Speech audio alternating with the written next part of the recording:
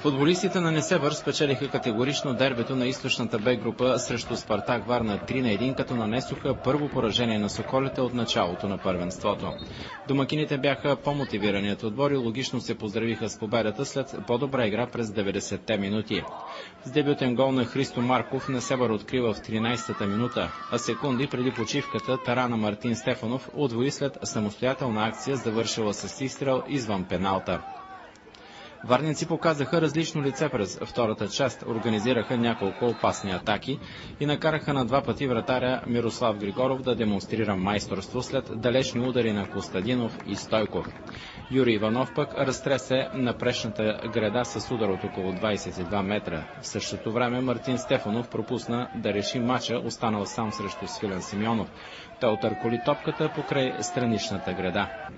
Все пак в 81-та минута Михаил Аврионов върна интригата в мача, останал непокрит в наказателното поле на Несебър. Всичко обаче приключи в 89-та минута с гола на юношата на домакините Иван Илиянов. Успехът позволи на победителите да скъсат разликата от водача на 3 точки. Неприятният момент в срещата се оказа контузията на капитана на гостите Иван Найденов още в самото начало. Той бе откаран в местната болница с съмнения за разкъсан бъбрек. Аз поемам цялата вина, че не можах вече аз да ги мотивирам да играят това, което трябва. Отбора на Несебър игра по-добре и ме победи. Нищо повече. По-силно се представихте през втората част? Не е това нашето лице. Какво сме се представили? Нищо. Нямахме и малко късмет, не трябваше второто по време, но то закономерно става. Като проспахме едно по време и второто нямаше как да обърнем нещата. Наруши ли ритъма тази загуба на отбора предвид целите, които се е поставил? Нашия ритъм единствено може да го наруши финансовото несъстояние, което. Че имаме си много проблеми. Сега най-важното е, не ми се говори въобще за футбол, най-важното е Иван Найденов да се оправи, защото е с опасност за живота в болницата. Сериозна контузия? Разкъсан бъбрек.